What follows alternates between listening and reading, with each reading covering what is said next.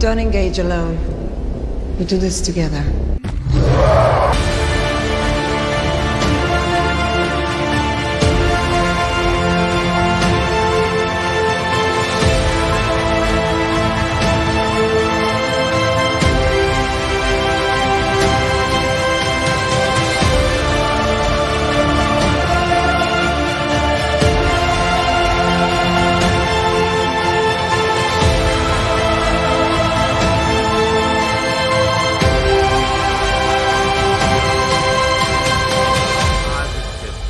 Yeah! Yeah! We got it! We got it! 52 book. Somebody clip this for the woman.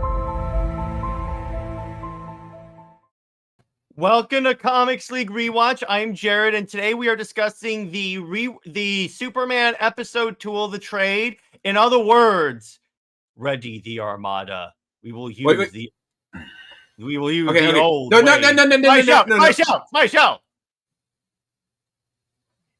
And yes, we do have an intro. I'm legit like that. I made it myself. But anyway, so Nick, how are you, sir? Kind of pissed. Oh, okay. There you go. Hey, I started it. Come on. But so we are going. Yeah, go ahead. No.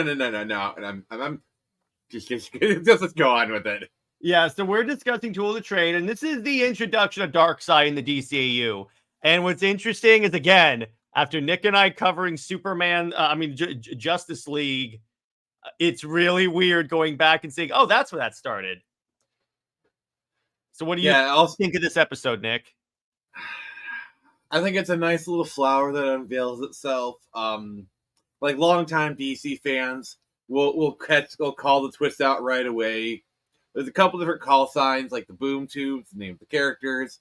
But I will say, as somebody, if you're somebody who is not well versed in DC lore, that final reveal is amazing. Particularly if you don't know who Darkseid is. You're like, who's that dude with a stone face? They give an origin for him later in the show. I think about season 2, I want to say. Also, I haven't called this out yet. It's really crazy that Jester from Top Gun turned out to be Darkseid. Yeah, I know. Or that Basil Sinclair ends up being a minion of Darkseid. So Darkseid is voiced by Jeremy Irons and Michael Ironside. Sorry. Oh, Do you want to know who else Michael Ironside played in the DC universe? Who? General Sam Lane in Smallville. Oh, yes, that's true. Which, by the way, if we ever do a Smallville rewatch, that's going to make those episodes really interesting. Yeah, that's going to be really fun. We can talk about how Lex Luthor's father is an a-hole in real life to Snyder fans. Anyway, continuing on. Different actor, but yeah. Darkseid is better than Thanos. Yes, that is true. Yeah. That is objectively true. But Kirby, this does bring a smile to my face. There you go. Good. So I like this episode. So we have Kanto. He comes to Bruno Mannheim and says, "Hey, I know you're having trouble with Superman. How about I give you some guns from Apocalypse?" He doesn't tell him it's Apocalypse yet, and you can take on Superman. And Michael Ironside is the best Darkseid voice actor. Yeah. Mm-hmm. I would say so. Yeah, except for the one the Snyder cut. I still say Ray Porter is the best. Also in Crisis Part 3, Baby. Yeah. Also in Crisis. You mean the guy who endorsed Comics League? Yeah, I know. Also in Crisis on Infinite Earths Part 3, when Baby Darkseid showed up, his appearance is completely inaccurate as he has cracks on his skin. I know. But they want to identify who that was. No one knows who Euxis is. That's Darkseid before Darkseid. But anyway. So it's Euxis before he went to the dark side. Yeah, and I liked how we see so we have Detective Dan Turpin, who's obviously based in appearance on Jack Kirby, who co-created the New Gods, and he's also a great Sam Fisher. Yeah, Lug. Hey, Lug. I also like the guy in Blacklist too. I thought he had a good voice, but yes, I do like Michael Ironside. He's a great actor. Wait, you mean Ultron? He was Ultron too. James Spader. Oh yeah, it's true. James Spader is Ultron. Yeah, I know that. I don't know how we got to talk about James Spader, but I'll He's go the over with lead it. on the Blacklist. No. I said Splinter Cell Blacklist. Oh, That's God. that's the title of one of the games. I thought you meant the TV show. Yeah, no, co-create. Yeah, he is the sole creator of the New Gods. Okay, so he's the creator of the New Gods. By the way, Darkseid's first appearance, a Superman comic. So anyone that says, and I'm ranting about this because this actually happened, someone told me that Darkseid's first appearance was in the New Gods comic, and I'm like, actually, it was in a comic called Superman's pal Jimmy Olsen. So Darkseid is a Superman villain. By the way, I find the argument of blank is a blank villain, so blank can't fight them, is a stupid argument. I'm just going to tell you that it is stupid. I mean, some villains are specifically tied. Like, for example, do you really think Hal Jordan? Like, do you really think Weather Wizard would fight Batman, or do you really want the Joker to go to Metropolis? It would be quite the injustice. Yeah, and it would lead to a crappy comic book series. I know, right? That would character assassinate Wonder Woman, as if DC hasn't done that already. Tom King. But imagine Two-Face as a Wonder Woman villain. It just doesn't work. Yeah, but it's like it's one thing. But here's the thing: you have had a lot of crossover with villains, like Reverse Flash fought the Justice League. Yeah, but I'm saying some villains do actually rise up, become general DC villains. Like Deathstroke is a Teen Titans villain that became a general DC villain. Yeah, exactly. You can do it. It just depends. Like this way, if you have a good story, you could have Two-Face take on, like, let's say, Wonder Woman. You could have that if you have a writer that has a compelling story. It's just when it gets to, it just depends on who is writing the damn story. Like, for example, I would argue Darkseid is either a Superman or a Justice League villain. Yeah, he is a Justice League level threat, which it is kind of cool how he shows up in Superman again. So essentially, we see Mannheim's guys now are fighting Superman with their new gear. And I got to say, there was a Zack Snyder moment in this. I don't know if you noticed it. So there's a scene when Superman emerges from the shadows and he looks like this. Tell me this doesn't remind you of Zack Snyder. What I mean, are you saying that Zack Snyder was the blueprint? Yeah, I actually am saying that. So I am. And by Nick, I will get those. But the point is with this, it's like I understand where they're coming from. And the thing is like, but here's the thing, some villains, yes, Darkseid is a New Gods character. However, the New Gods interact with the entire DC universe literally all the time. Mm-hmm. So it's not that's what I love when people on Twitter try to act like they are the experts on comics when in fact they have about as much comic book knowledge as some. Like there's someone that's like that was reacting to the Twilight of the Gods trailer saying Zack Snyder made Thor a bad guy, and I'm like, have you read Norse mythology? Yeah, Thor is kind of like it's actually. No, correct me if I'm wrong. Isn't in Norse mythology Thor is kind of a dick and Loki is a bit of kind of the good guy? But correct me if I'm wrong. I may be wrong. I don't know. The point is, it just depends on what versions you are talking about. Because again, like I say with any type of DC character, when they say this character isn't this isn't this, and I'm like, yeah, it is. It's that version of the character. You don't have, now, to be clear, you don't have to like that version. No one's saying that. It's just, you can't say that's not this character. Wait, Jared. So you're saying that Wonder Woman isn't a Superman love interest? I know, right? I know, right? And by the way, Nick, I'm pulling up some good clips right now. But hey, Cameron Bailey, how you doing? Hey, Cameron, how you doing, my brother? Also, thank you for the correction, Atkinson. Thank you for the correction. I had a feeling I was wrong, so appreciate it. Well, Nick is always wrong. We always know that. So that's kind of become the new thing on Comics League, where we say something and Nick is wrong. It's all fun. It's all fun. Well, if I'm always wrong, then Super Wonder is the best ship ever. Except on this channel where that inverts and then it becomes I like how you actually had to think about that for a moment. I almost said right, but then I was like, oh no, I cannot say that. Cannot say that. Cannot say that. I almost had you. Yeah, exactly. And the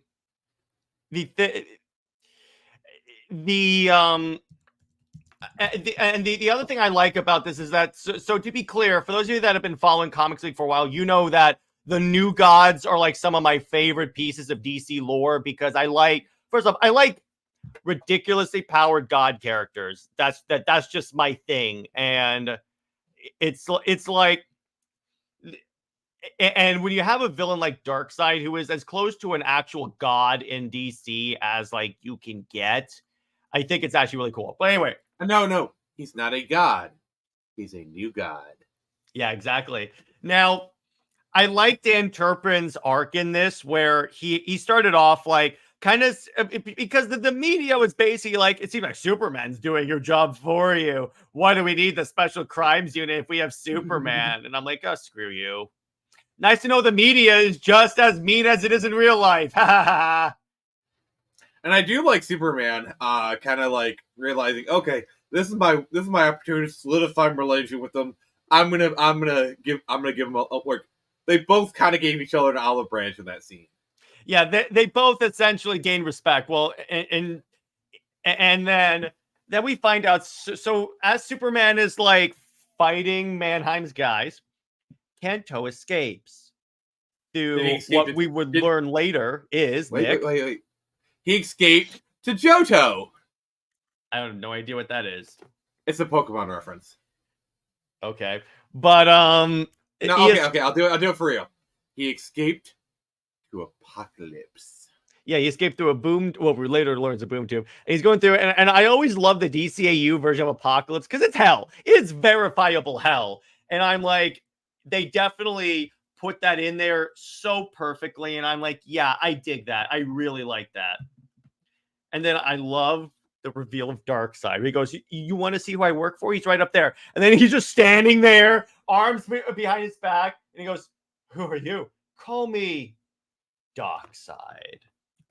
And then the camera pans. But little did you know, before the camera panned, there's a deleted scene where Darkseid says, ready the Armada.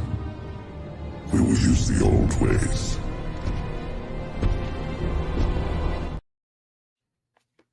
And then actually, he would later also bring up, Anti-life is found, Assad, and we will stop at nothing to possess it.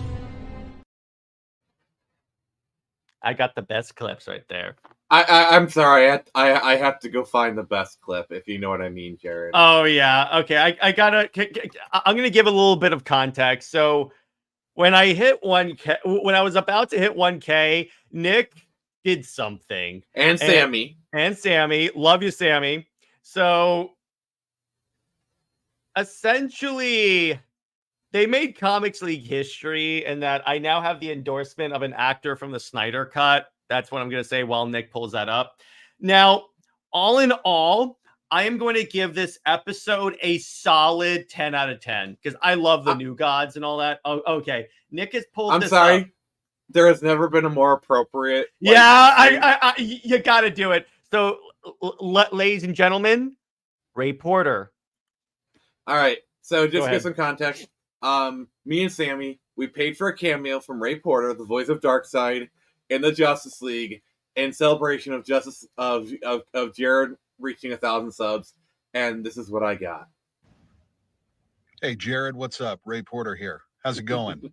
So Nick and Sammy tell me that you are about to hit 1,000 subs on YouTube, which is amazing. Congratulations.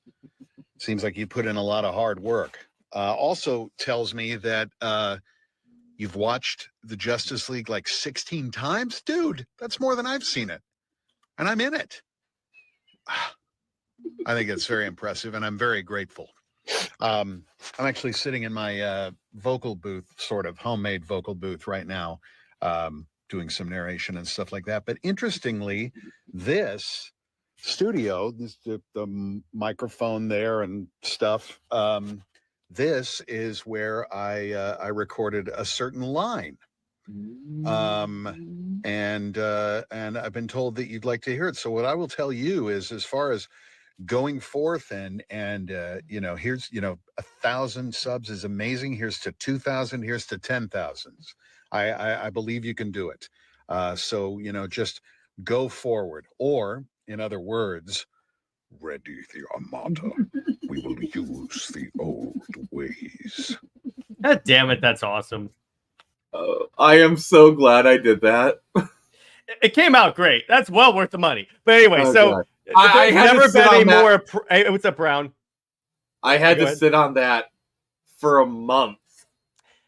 That there has never been a more appropriate episode to replay that clip. So well done. The worst part recognizing a chance. was I had to sit on that for a month and I couldn't show it to you. I almost broke a couple times. I almost broke. You almost showed it to me because I was on Frenzy the night that I was doing the 1K stream, and you're like, Jared, I want to show you, and I'm like, nope, wait till the stream. You made the right call because that was a great moment. Honestly, I like your face when you saw that. That's a Comics League moment right there. Because you knew I had done something. You knew I had. I knew you did something. By the way, in October, we're celebrating the 4-year anniversary of the channel. We're gonna talk about that on there for sure. But Comics League moment for sure. So I give this episode a solid 9.5 to a 10 out of 10 because I love the New Gods. I like all the action. It's a very action-packed episode. I like Superman shrouded in shadow, but his heat vision eyes are just showing, and I'm like, Zack Snyder reference. It's also kind of a boys thing too, if you think about it. A what? The Boys. Oh yeah. But I will say there is one very huge plot contrivance. Okay, so go ahead. The cop just happens to scale the wall right when they're testing it to get it's a very, very big plot contrivance. And so remember, you have to knock off half a point for that. Remember, this episode also featured Lois Lane, and she is known as the queen of contrivance. Yeah, but hers are so standard, I don't even factor it in more. This is something I said 9. I get a 9.0. I have to knock down half a point. Well, remember this was done by Bruce Timm, so that kind of gives you the idea of contrivance. But so let's go over some trivia, and then we'll go to hang out because we have some good news to talk about.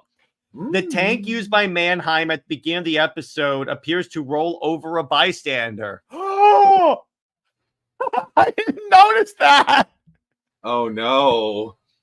The episode boasts the second largest introduction of major characters from the series, The Last Son of Krypton, to the DCAU. It introduces primarily the DC Comics contributions by the renowned comic book artist Jack Kirby, such as Intergang, Darkseid, and the New Gods of Apocalypse, as well as Dan Turpin, Maggie Sawyer, and the Metropolis Special Crimes Unit. The design of Turpin was modeled after Kirby himself. Yes, Brown, Comcast, good news. Darkseid introduction is similar to that of Ra's al Ghul in Batman the Animated Series episode of Balance, as they both appear at the very end and become very serious threats to their enemies later on. That's cool. I didn't know they did that. I gotta watch more B-Test. Dan Turpin mentions Mannheim's ugly mitts, a reference to Mannheim's nickname in the comics, Ugly. Bruno Ugly Mannheim. Okay, that's his nickname. All right. The shot of Superman catching Turpin in Sawyer's car is very reminiscent of Action Comics #1. Yeah, Superman just can't help catching green cars, huh? He just can't. But all in all, pretty fun episode.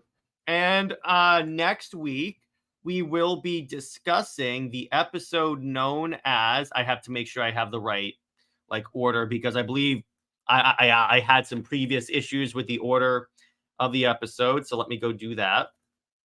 In the meantime, all right, so let's see. Because oftentimes there's broadcast order and then there's show order. And sometimes on streaming, they can be ordered one way on a DVD, or when they're on a streaming service, they're labeled another way. So we got to sync up sometimes. So next episode is To the Crowd, Superman risks enlisting the help of Parasite to drain the information from Gaver's mind. What's that dialogue mean? Darkseid is. What that means is essentially, and by the way, no matter what Tom King said, he didn't invent that. Yes, Nick, on a podcast, Tom King took credit for Grant Morrison's work. That sounds like him. Because guess what? I had to check, because here's the thing. I was reading Grant Morrison's JLA at the time, and then so the League goes forward in time to like Darkseid took over the Earth, and it says Darkseid is. And I'm like, but Tom King says he invented it. So anyway, that's basically, it's kind of like saying like Darkseid is everything. It's essentially like saying I am God. I am all things. Now we all know one of the best moments of Darkseid is when he encounters Batman and they rescue Supergirl and Batman talks down a god. And I'm like, yeah, that is awesome. So, what do you say we transition to our news topic for the week? Transition. All right. There's a WB deal going on right now. Wait, he didn't create that? I know, right? And DC never fact-checked me. Yeah, I know. So what we found out today is that Warner Brothers Discovery has a deal with Charter. So it's essentially what it is. What I learned is that at the streak was, so it says here, I'm going to actually find where it talks about the deal in the episode, in the article. But basically what it is to put more monetary support into Max. And as Nick said before he went live, hey, what's up, Tevia? It's basically to give Max more of an ability to be that third option in the streaming war. Yeah. And this could lead to other projects. Like there's been some speculation floating about that they might fund more like off-universe projects, like an Elseworlds kind of thing. Yeah, because all right, so there's been multiple like versions of the story going about, and one of them. So the rumor is that during this meeting they talked about investing in Max and putting more content in there and Elseworld stuff separate from James Gunn, and names like Zack Snyder and David Ayer have been mentioned. Well, now, I'm just gonna say, yeah, go ahead. I'm gonna say this right now.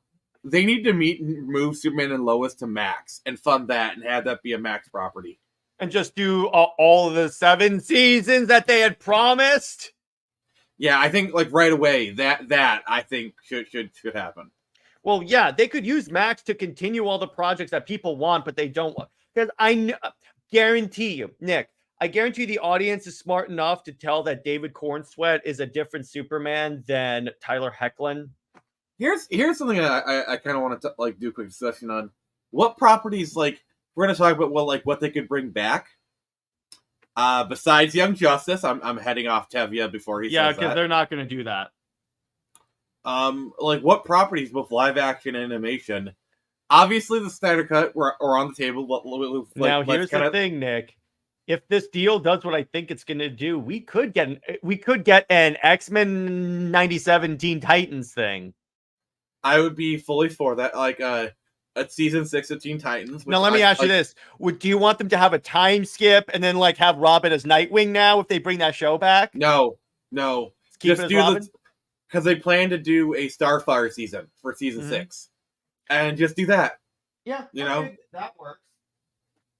Let's see, what else could they do? Like basically have it take place right after Trouble in Tokyo, Mm-hmm. and then do your season 6. Have like Got it. Robin. What?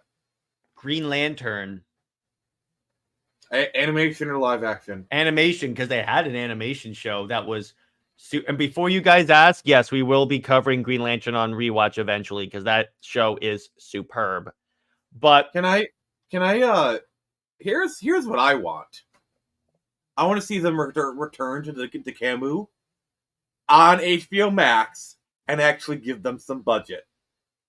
And can I say one thing? If I were in charge of that, I would say everything after Teen Titans, Justice League versus Teen Titans, is no longer canon. If we bring back the Camus, throw out Death of Superman. Arguably the worst. Well, you're arguably a asking them the new 52, the Dekamu, essentially. No. Keep everything up until Justice League versus Teen Titans. That's the stopping point. Because after that, it went downhill in terms of story. At least in my opinion.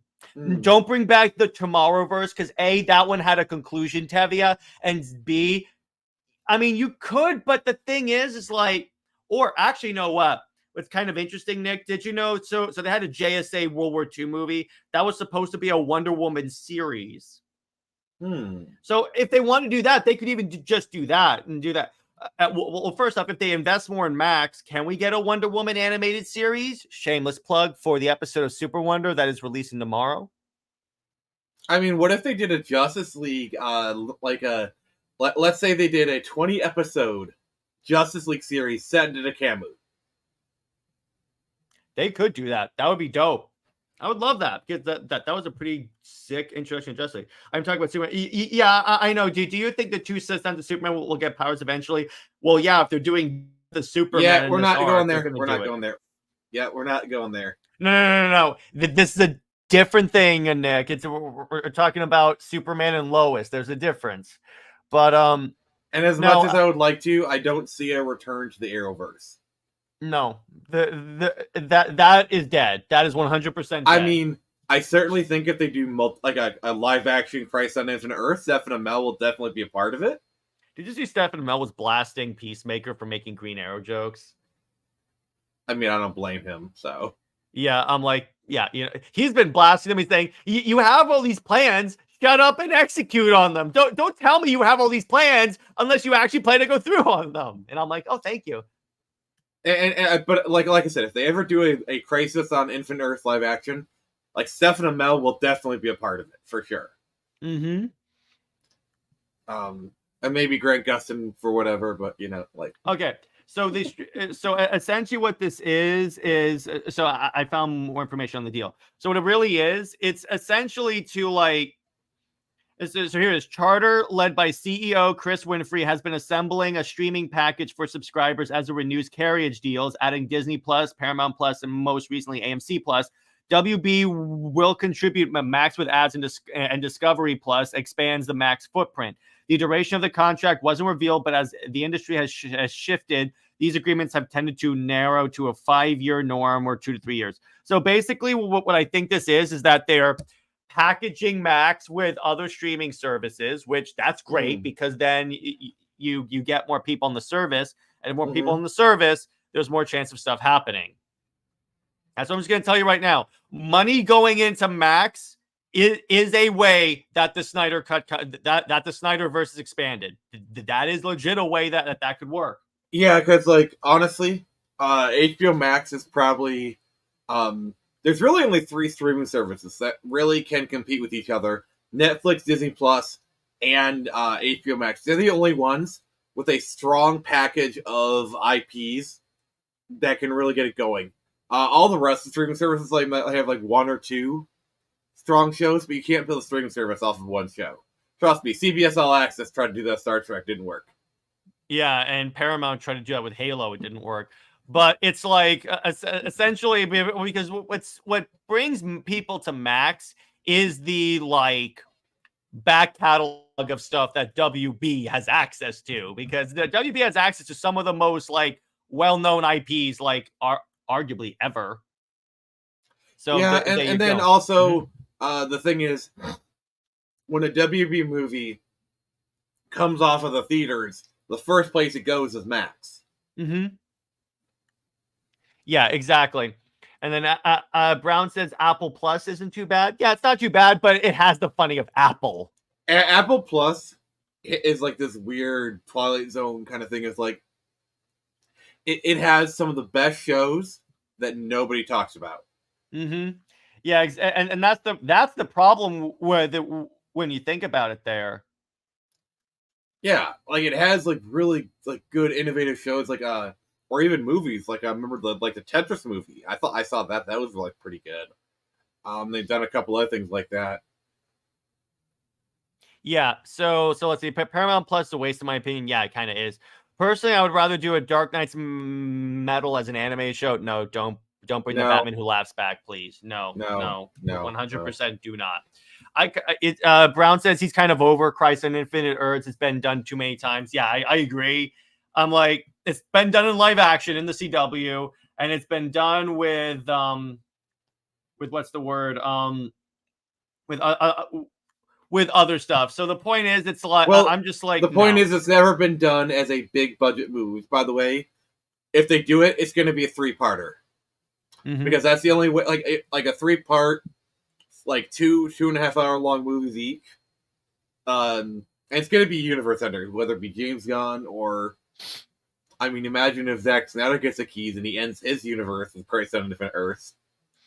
Well, I was talking to Taladia about this on his show, and one of the things we said is that what if they give him 2 movies? One is just truncate your 2 Justice League ideas into 1 movie or series. The final movie is Kingdom Come. No. Just to end it, because that way it explains why the actors are old. Oh God, Taladia's ears are burning. Yeah, no. Taladia was fine with it. Speaking of DC animation, I wouldn't do Doomsday. They wouldn't. No. They won't do Doomsday Clock. My problem with that is Kingdom Come requires like a 20 to 30 year time skip, and going from like Justice League to Kingdom Come, it's like you're going from the height of the DC universe straight to like the lows, and it's too jarring. I don't know. I don't think it's a good idea. Okay, that could work. Now a game on Christ and Infinite Earths, that would be good. Oh, that would be cool. They do Marvel Ultimate Alliance, but it's Christ. I mean DC Ultimate Alliance, so it's Crisis. So you can I have, mean, like, if you're 4 talking about that Supermen. format, talking about that, that format could work. Yeah, you could have no. Hear me out. Lego Crisis on Infinite Earths. That would be good. And by the way, it's literally everybody. Speaking of that, do you know who you can play as in Lego Supervillains? Who? The Anti-Monitor. Oh God! I know in one of the grows. Lego games, there's literally an Arrow expansion that's voiced by Stephen Amell. Yeah, it's really good. So actually, Taladia in the Comics League group chat actually graciously sent me a link to Charter Communications and the actual like announcement. So basically, what it is, I'm going to read the first paragraph of this. Mm-hmm. Warner Bros. Discovery and Charter Communications today announced a groundbreaking multi-year distribution partnership that reimagines the future of video by fully integrating linear video and streaming services. With this early renewal, the agreement further evolves the video ecosystem with more value and flexibility in video bundles, deeper libraries, and more choices to better align with customers' current viewing preferences. More choices. That's evil. It's evil to allow people more choice. I know. It's isn't it kind of, Nick? You know, as a business owner, you know, isn't it like anti-consumer to give your audience choices? How dare people choose what they want? How dare they? Yeah, exactly. So the innovative partnership with Charter recognizes the value of our linear content and the investments we've made in premium original programming, sports, and news, while also significantly expanding the distribution of Max's ad-supported services. Okay, there you go. And we did this agreement together nearly a year early to set a framework for the future and provide more consumers access to our unparalleled content. So there you go. So it gets more eyes on Max. That's important. Charter, the industry leader in customer package flexibility, hybrid direct-to-consumer linear models, and soon to launch DTC. This a lot of stuff when it comes to. Yeah, it sounds like a bunch of corporate speak. The point is they're investing in Max. That itself is big. That itself, because if they're investing in Max, not only like Snyder, hey, Schumacher. I swear, the Schumacher cut is like the biggest tease we've gotten because we know it exists. Did you see that apparently they were going to release the Schumacher cut, but the merger came up and threw that away? Because it just seems like such an easy win, especially since apparently it's ready to go. It's like just got to push a button or something. it's so ready to go that Kevin Smith has it on a flash drive. Yeah, exactly. And he was able to show it. So there you go. It's kind of interesting when you think about it. But so let's see. Yes, I saw that. Hey, at least I sent you the link for context. I appreciate that, Taladia. That's actually very helpful because I kind of need that. Appreciate But in terms of like, so let's go to a general just Q&A hangout for right now. I think that's about as much as we can say. So if you guys have any questions for me or the old man, just drop them down there and we'll talk. So go ahead, ask us whatever floats your boat. Let's go. So Jared, Yeah. who would Stephen Amell play in if you were to cast in a role in the Pantheon? Who would he play? That's a good question. He could play Nico. Who's Nico? He's Athena's bounty hunter bro. You've seen him. You read the script. You know who Nico is. Yes, I've edited his dialogue. So if it's ready, they don't have any excuse. WB just hates money at this point. Yeah, kind of. If someone made a Trinity animated movie based on Chris Reeve's Superman, okay, I'm gonna say this: stop resurrecting Christopher Reeve's Superman. Okay. Also, I'm just gonna say it wouldn't be Michael Keaton Batman. It would be Adam West Batman. Yeah. And here's the thing: you can't do Reeves with Linda Carter since it's established that Carter and West are in the same universe comics. Yeah, like honestly, like the time frame, like Reeves, Carter, and West, they're all kind of in a similar 10-year time period. Also, Keaton is such a wildly different character from the rest of them. He doesn't really fit in with the universe. Yeah, exactly. How do you feel about Spidey from the Sci-Fi Center on his Wonderborg thing? Oh, that's just a joke on that. There's a person in the in like the Sci-Fi Center chat that whenever I come on, he makes a joke by saying Wonder Woman and Cyborg together because he knows I'm a big like Wonder Woman shipper. I'm gonna be honest with you. Like, if you want to ship Wonderborg, that's your prerogative. But personally, I never saw that in. As you're talking about like Snyder Cut, I never saw that in there. Like, it's a joke, Nick. It's a joke. He doesn't actually ship them. Like, there's some Wonder Baddie vibes in the Snyder Cut. I mean, hell, there's like you could make a case for Wonder Fred. You could even make an argument for Super Wonder in that. Hey, what's up, Daniel Martin? What's up, Jared? Why doesn't WB make anime? Okay, I'm going to say this, Daniel. I have long said what WB should at least do is take these scripts that were thrown out, scripts of movies that never came out, like Just Immortal, and make freaking comic books about them. No. I wanna go. So, okay. Let's just say there's an animated Superman Lives movie with Nicolas Cage voice Superman, which you would totally do it. He would do it in a heartbeat. And by the way, I would see that in a second. Because honestly, God. I watched The Death of Superman Lives, and the more I find out about this movie, the more I actually want to see it. That's the thing. Yeah, well, actually I've seen the same documentary. Okay, my favorite part of that documentary is when he's interviewing John Peoples, and John Peoples just gets a call, and he's like scheduling a lunch date, and the guy just like looks at the camera. Yeah, I love that. I love that. Okay, I just recall, didn't Injustice try to make Cyborg and Selena thing? Yeah. So, Nick, Injustice 1, you're playing a cyborg, but the good cyborg because he crossed over, and he's like disguised as evil cyborg, and he actually, you know what? Now that I think about it, I don't think that was actually trying to ship them. I think that was Selena trying to screw with, trying to test that.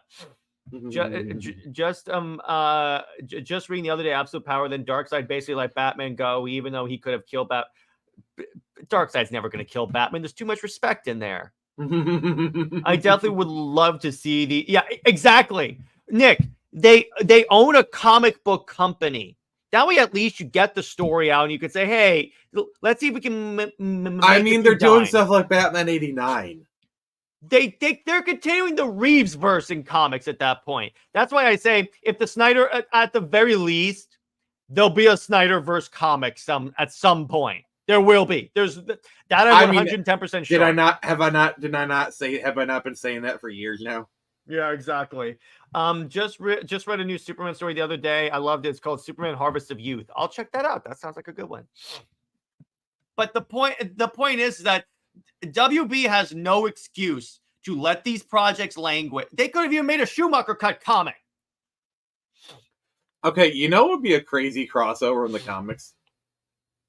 What if it's revealed that the Arrowverse is actually technically in the same universe as Gotham? You know what's funny? That actually works because both had cringe versions of Batman characters. Yeah, plus, like, what if, I don't know. I mean, it could work, honestly. Or it could, the events of Gotham happened before. Because Gotham kind of takes place in, like, this quasi-90s, early 2000s kind of thing.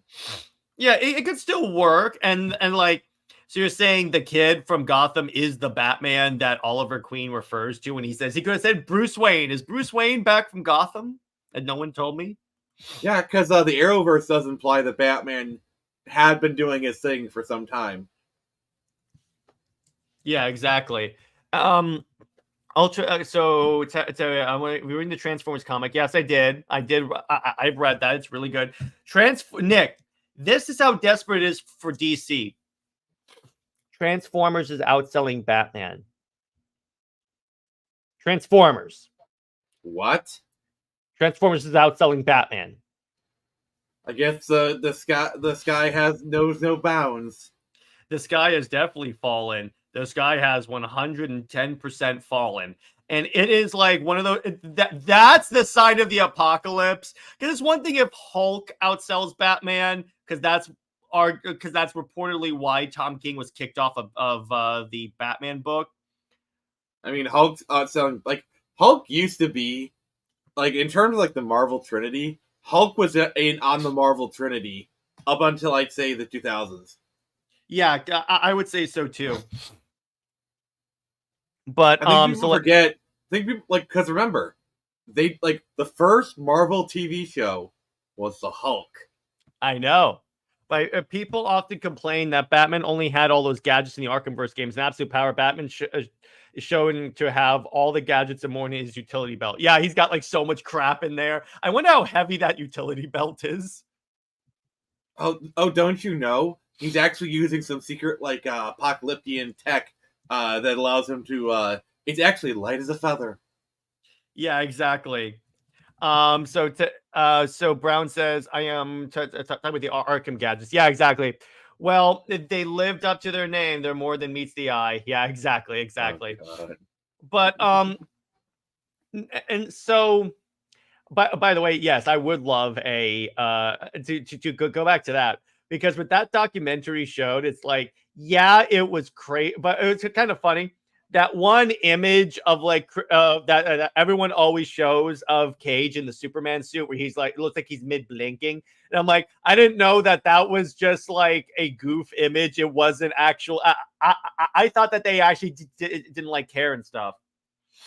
All right, can I cook for a second, please? Yeah, go ahead. All right, here's my idea for a crossover. Transformers meets and the Justice League. They did that. You have Megatron teaming up with Brainiac. No. Brainiac teaming up with Unicron. Oh, God.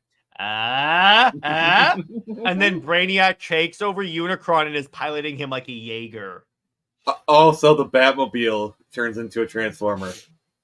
They kind of have that in Justice League versus Godzilla versus Kong.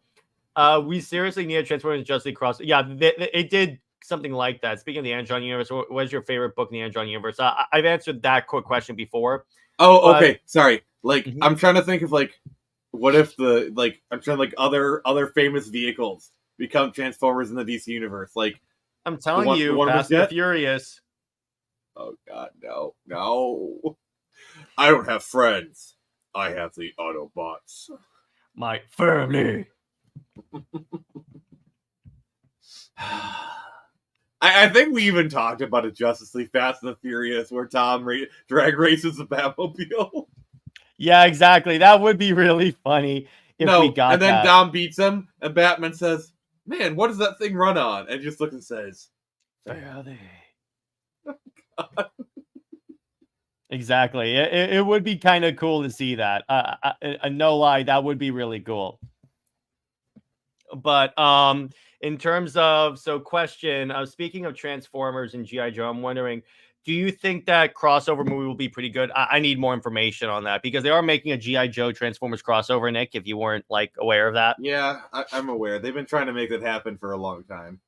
Yeah, so until I actually see more information on it, I'm not going to get all like hyped up on it because I don't want it to come out and then me later be like, oh my gosh, it's going to be great. And then it turns out that it sucks. Or like they cancel it. So I'm just going to like roll with it. Oh, I got a crossover idea for you. What? Hulk and Conan. That's Planet Hulk. No, Conan is part of Planet Hulk. Brown Destroyer says Collider Plays posted drawing a new 52 suit on David Cornsweat's body. It was perfect, and gun fans even hated that on Twitter. Yeah, because the gun fans are of the opinion that if he doesn't have the trunks, he's not Superman. And I'm like, well, that's stupid. Does the first Transformers animated movie still hold up? Well, funny you mentioned that because in 2 weeks we'll be reviewing that for movie night. Well, let me just put it this way. It got the touch. It got the power. Sorry. It was there. And we will be talking about that on movie night when in 2 weeks. In 2 weeks we'll be covering that. In 2 weeks. What are we covering this week, Jared? We are covering the Legend of the Transformers. Oh yeah, we're covering Jurassic Park. Question, I'm just wondering if you guys read. No, we did. Tevye, assume that we haven't read those comics right now. Speaking of Red Sonja, have you seen the set leak image? It looks so good. All right, you know what? I'm pulling that up. Yeah, you do that, sir. Sonja. At first, I thought it was Red Sonja. This is another character that actually Gail Simone did pretty well, by the way. Movie. Where's the set leaked images here? Let me see. It's really tough because like Gail Simone says like some really nasty things on Twitter, but she can still write a decent comic. That's what sucks. Yeah, exactly. All right, here we go. So let me go to I'm on Instagram right now, so I'm just gonna go to the Red Sonja Instagram account because they posted about that. Yeah. I would hope so. Let me see. They should have. All right, here we go. So here's what we have here. And I will say they found a way to do the steel bikini, but in a way that it doesn't look exploitative. That makes sense. I mean, she's got her midriff exposed, so the argument's still there. No, but what I mean is like they could have gone with the actual bikini thing. But I like at least they did like a little bit more of the armor and stuff. So I think it actually about 25% more armored. Which I'm fine with that. That's what you. I mean, it still looks good. Mm-hmm. The bikini armor argument is still there, but I think they're trying to go for a middle ground. I mean, I don't care. It still looks nice. She still looks great. So personally, I don't care. I never really got into like the whole bikini armor thing. I think it's stupid.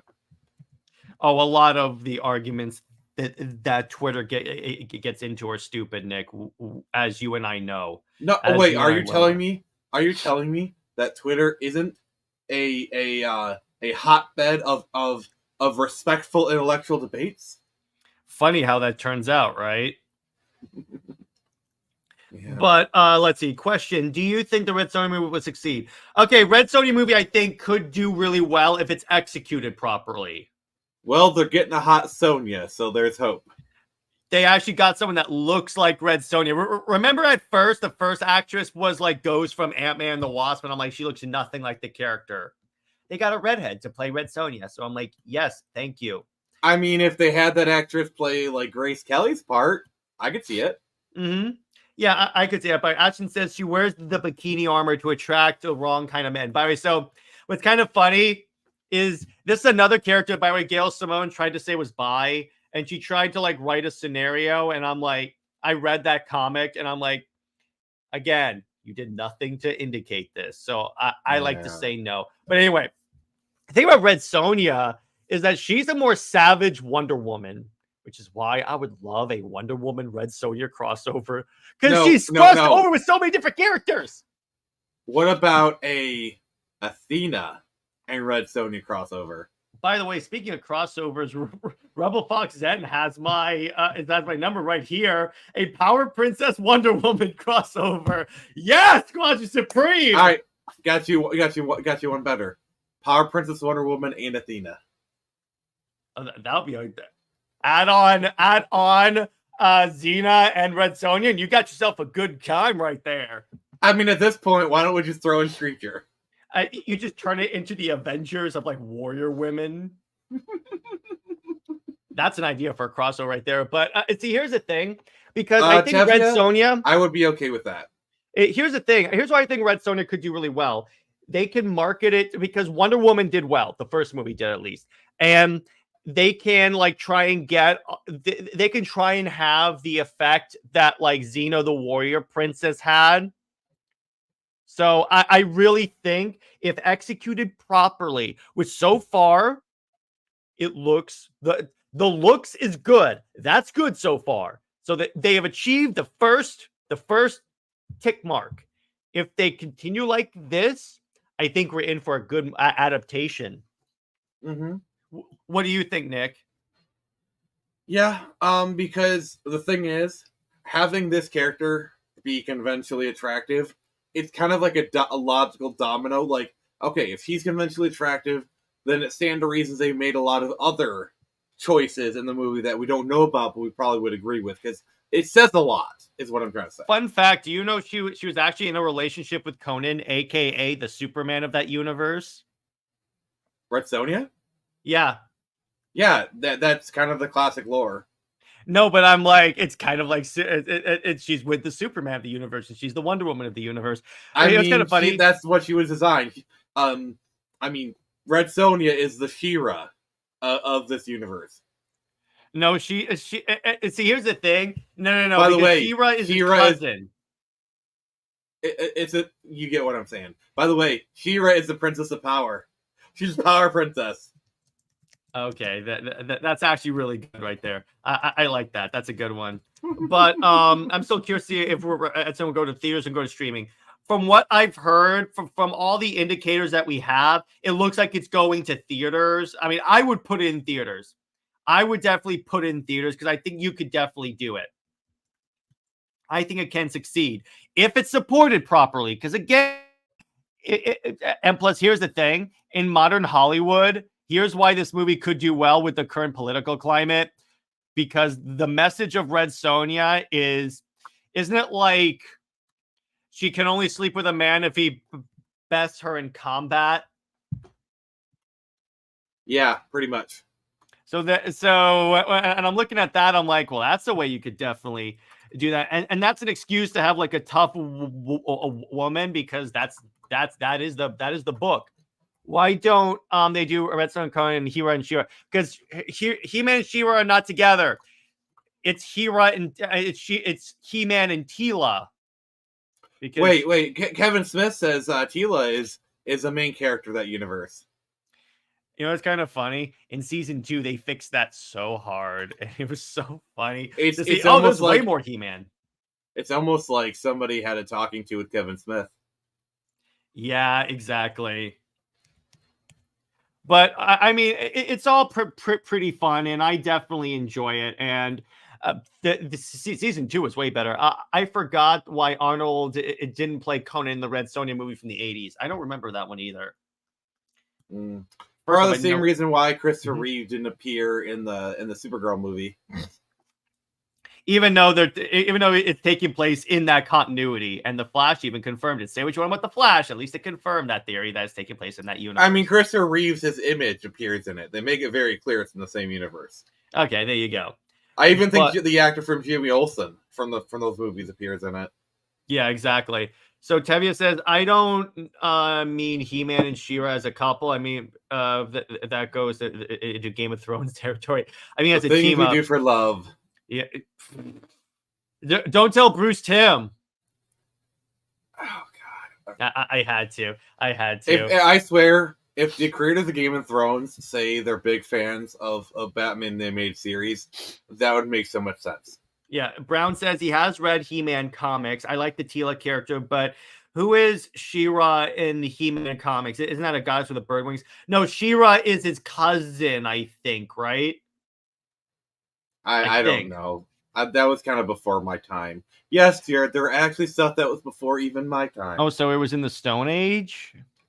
No, it was actually at that time they weren't even using stone tablets. They were putting everything into mud. Okay, I guess that makes sense. It was mud tablets. They put it into mud, and then the mud dried. Oh, by the way, Cameron asked, speaking of Supergirl, why do they always try to give her own movie? I love Kara, but she really... Here's the thing. She can carry her own movie. You just have to introduce her in a Superman movie first, which I'm hoping James Gunn will do. I mean, I'd argue Supergirl carried her own TV show for multiple seasons. Yeah, but TV is different from movies, dude. It was in a universe already established as successful to that point. So that's the difference. Daniel Martin says, do you guys think we'll get a Batman Beyond live action movie in the next 15 years? Yes, I do. Yeah. Well, eventually we'll get it.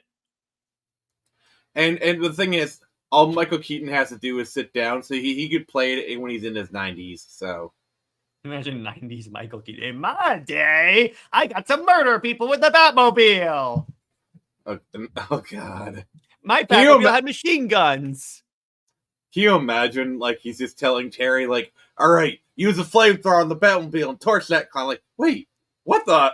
That's psychotic. Or Nick, where he goes, in my day, I couldn't turn my neck. Tavia says, question, do you think we will get a Justice League Beyond live action film in the future? Nope.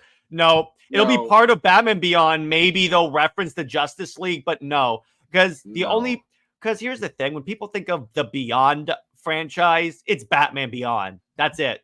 Yeah, I think they did do a Justice League Beyond comic. Like, will be lucky if we even get a Batman Beyond movie. Like, that might happen.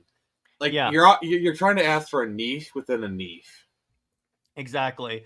Who would you choose to play Nightwing and Damian in the Gunverse? Dylan O'Brien for Nightwing, maybe? That is... sorry, Dylan O'Brien is your Grant Gustin. Well, because he could play the Flash, or he could play Nightwing, because I've seen him play roles similar to Nightwing. In the Snyderverse, I would just bring in whoever played Nightwing in the Titan show, because he worked there. Yeah. As far as Damian, I want a younger actor. Didn't we bring up on a show someone fan casted where I think it was Brown Destroyer, where it was the young Sheldon? I don't know. I don't see it. That may have been a joke. Who would you want to play Tim Drake? That's a good question. For me, my pick for Damian is the guy who played Ender in the Ender's Game movie. Honestly, Asha Butterfield. Yeah, 100%. I could definitely see that. By the way, the Ender's Game movie is actually really good. Like, he's got that kind of energy where if you want him to play a little pipsqueak, I can kind of see him doing it. Cameron asked, would you guys be happy if Anthony Starr was the new Eobard Thawne? Yeah. He's born perfect to play that role. He could so play Eobard Thawne. You know, it's kind of funny. He could play crazier than Ezra Miller. There you go. What do you think about Abigail Breslin as Stephanie Brown? I could definitely see that. That actually works really well. Steve McQueen as Nightwing and Damian. Steve McQueen, what is this, the 60s? Yeah, I'm like, who are you talking of? Is 5 from that Amazon Prime show. Okay. Oh, at least we're not going to get Timothy Chalamet for Robin. He's in everything. I'm not gonna lie, Timothy Chalamet's Nightwing, I actually could see working. And if you saw the Power Rangers scene from Dune, he kind of was maneuvering like Nightwing. Because I'm sorry, that was Power Rangers right there. Wait. Speaking of stuff like that, and continuing our Cobra Kai casting, the guy who plays Robbie in Cobra Kai is perfect for Nightwing. Nightwing or Jason Todd, either of those two, he could play really well. Rebel Fox. Yeah, go ahead. The guy who plays Dimitri would make a good Tim Drake. Yes. Rebel Fox then says, do you all think we'll get a live-action movie about Vixen in the future? They could, but here's the problem. Oh, I was right. Under Gunn, yes. But logically, no, because she cannot carry a movie. A streaming show, maybe, or like a movie, sure. I mean, she did have a pretty good animated movie that was set in the Arrowverse. That was actually really fun. I like that one. I like how it's that movie that revealed that Barry kissed Felicity. That was a weird kind of like time in the Arrowverse where they're kind of putting Barry and Felicity together for like a. It makes more sense than Felicity. Yeah, they do. Honestly, that was my thing, because here's the thing: they didn't even have Dinah Drake until later, and he never got with Dinah Drake. I'm like, that's who Black Canary is.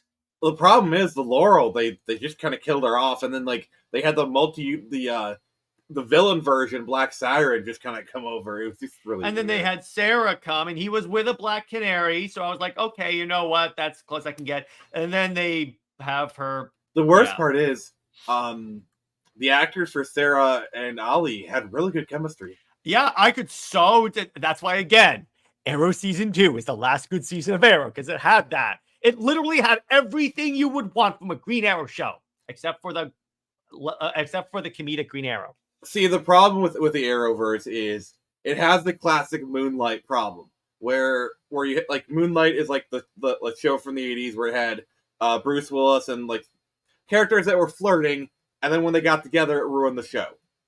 Mm-hmm. That's what you had with Arrow, where like with Felicity, when they had them flirting and her making her like very bad jokes or whatever, it was nice. But as soon as they got together, it just didn't work. Yeah. Daniel Martin asked, do you guys think Gunn will just be focused on a JLI, Justice League International, and totally ignore the traditional Justice League? Now, I will say this. If Zach gets to come back and finish his arc, I would be more in favor of that, because you would get the traditional Justice League and the more D-lister Justice League. You would be able to get two different versions of the Justice League at once. But if I have to pick between the two, no, never go with that league. Yeah. Yeah, a will they, won't they dynamic. Yeah, exactly. Kind of like that. But the problem with the Arrowverse, and like speaking of shipping, and Nick, on your show tomorrow, I'll bring this up. When companies pay attention to shipping, because that's how you got Yang and Blake together in Ruby, is that the fans shipped them and Rooster Teeth bent a knee. And I'm like, yeah, see, the thing about we'll talk about this more on like, the thing about Ruby is it was very clear that they were setting up Sun and Blake together. Very they clear. even had Sun go and meet his parents or whatever, and the whole like earning the dad's respect arc or whatever. Mm-hmm. Cameron asks, here's a tough one. If Pattinson is not in the new DCU, who is your Joker, and would you keep Margot as Harley? I would not keep anyone from the DCEU if it can't carried over. But who is my Joker? And I know it's if I can't do Barry Keoghan. Can we just have the Joker just like disappear for like 10 years? Yeah, I agree with you. Don't have the here's the villain for the that you could have for Batman. That's a 10-year villain, Ra's al Ghul. Yeah, see, that was like the worst part of the Batman, where they just threw in the Joker, like not even as a tease, just like, hey, here's a Joker. It's like a dangling the keys moment, and it just pissed me off. Yeah, exactly. Do you think the Arrowverse could have been salvaged? No. At the point when it got, the minute they started authorizing like the the show that was Green Arrow's daughter and the Black Canaries, I was like, there's no hope for them. There's no hope. I think the problem with the Arrowverse is they got way too saturated way too quickly, because they were essentially taking over the CW. Like, every night there was at least one Arrowverse show. Mm-hmm. And there is like, you remember Black Lightning was a thing. I never watched that one. I heard it's good. I haven't watched it either. But yeah, there are just too many shows. And you know what's kind of funny, Nick? You know that the CW knew that it was beyond redemption the minute they said Superman and Lois is in its own continuity. Also, Brown Destroyer. Alexa Bliss already is playing Harley Quinn. Yeah, she technically really is. So I'll give you that. Dana Martin says they could have just couldn't help themselves with the Joker toward the end, like Batman Begins. I know. I mean, also, if you think about it, if they do like the Batman Beyond, but it's set in the Keatonverse, they could do a version of Return of the Joker. Oh yeah, they could, and that would work. But yeah, I do agree with Nick. Don't have the Joker be the villain for Batman in like 10 years. Take a break from the Joker. Because at this point, it's just oversaturated. And I'm like, no, I don't want this. By the way, my choice of villain for the Batman Beyond movie is Spellbinder. I have no idea who that is. You've never watched Batman Beyond, then? I've never watched all of Batman Beyond. No. I've watched episodes, but no. To me, he is like the quintessential Batman Beyond villain. Mm-hmm. Okay, we can discuss that. Wasn't Arrow supposed to be a Batman show? Well, based upon the tone, yeah, it's kind of Batman. Because here's the funny thing, Nick. So I was a big fan of Arrow. I still am, because I watched it on Netflix when they would drop the entire season. And yes, we do, Nick. But what had happened was I then played Injustice, where they had a comic accurate Oliver Queen, and he's like jovial, he's making jokes, and I'm like, wait a minute here. And then when I read the comics, I'm like, they butchered Green Arrow. The thing I love about Green Arrow in the comics is he's still kind of like a Batman knockoff, but he knows it. And he's like one of my favorite ones is, this is like a Kevin Smith thing, where he's in where it's Batman and Green Arrow. They're either in the Batmobile or in the Batplane. It's like, where's my Arrow car? Where's my Arrow cave? Like, he's just, I love it's self-aware. Like, he realizes he's a Batman. There's this great line in Injustice in the comics and the movie where he kidnaps Harley Quinn because he's afraid Superman's going to kill her. So he brings her to his Arrow cave, and then Harley goes, "Arrow cave? Why don't you just call it the Quiver?" And then Oliver goes, "That's actually way better. Why didn't I think of that?" Yeah, like, honestly, I see Green Arrow kind of in the same vein as like Nightwing, where like they do the Batman stuff, but they do it with kind of like a jokey flair. Where like, yeah, Batman has this thing, but some people just want to have like crime fighting, but have it be fun. Mm-hmm. Yeah, exactly. I want to see a live action Ben 10 movie. They had those; they were crappy, but I would like to see a big budget Ben 10 movie. That would be really cool. See, I'm not like Ben 10 is like past my time. Like, I was like most things. All right. Okay. When did Ben 10 premiere? I have no idea, but obviously Batman has the best rogues, and they're just now developing more realistic backstory for cinematic. Okay. Yeah, go ahead. I was a I was a senior in high school. And you're still a senior. I had to make that joke. I know. I like Green Arrow as a character, to be honest. I don't like Green Arrow as a character. Arrow is best in Arrowverse because they copied from Batman. Pretty much. They even had her say, or they even had eventually Felicity become Oracle, basically. And he said, he called her Overwatch, and then he goes, "Well, I would have picked Oracle, but that was taken." Yeah, they were that aware of what they were doing. I also love there's this one great scene where like this is back when he was known as I think the Hood or like the Arrow, and he's with his high society friends and they're talking about names for the vigilante, and then Malcolm Merlin goes, "How about Green Arrow?" And then you can see Oliver's face. He's like, "That's lame." All right, so Daniel, to answer your question, I personally don't believe it. Because if Mm-mm. you look at this, like the stuff that Tom Welling did, like the movies like Cheaper by the Dozen or whatever, he's not that good of an actor. Like, or like in Lucifer, he's kind of like a one-note actor. He was good And- he was good in Smallville. Don't get me wrong, but He doesn't have that good of a range, and he's not that good of an actor. And I think it's kind of a blessing in disguise that he never put on the tights, because I don't think he could have done it. Jared, Nick, I think that Wildcat is a better character than Green Arrow. I disagree. Yeah, I mean he's fine, but all he does is box. You know, like He does train all the leaguers on how to fight. Tevia says, question, well, what about Michael Rosenbaum as Lex Luthor? Oh, he was a good Lex Luthor. Rosenbaum has range. I mean, he's the Flash, for Pete's sake. He plays the Flash and Lex Luthor. He has range. What'd you guys say? Nicolas Cage would have been a good Superman. I mean, he would have been fine, and I think in the movie he would have been in it. Probably, like, can I just say, I want a Spider-Man Noir series with him so bad. They're making a Spider-Man Noir movie with him. I hope it's I want it to be animated. Just because, like, just doing the voice acting. Oh my god! And Cameron, okay, I'm gonna answer that question this way: for a Tim Burton directed Superman movie, he would have been perfect. Yeah, that's what you guys have to read. I remember a lot of fans were disappointed that when Welling wasn't cast in Superman Returns. I he do never remember wanted that. to wear the suit, though. Also, I think it's he was still contractually obligated to do, like, Smallville was still going at the time. You got to realize that. Yeah, and if they cast him as Superman in Superman Returns, people would think that Superman Returns is in the Smallville universe. Yeah, and that would essentially they would either had to end Smallville or like not do it for a season, which would just ended it anyway. So it was not going to happen.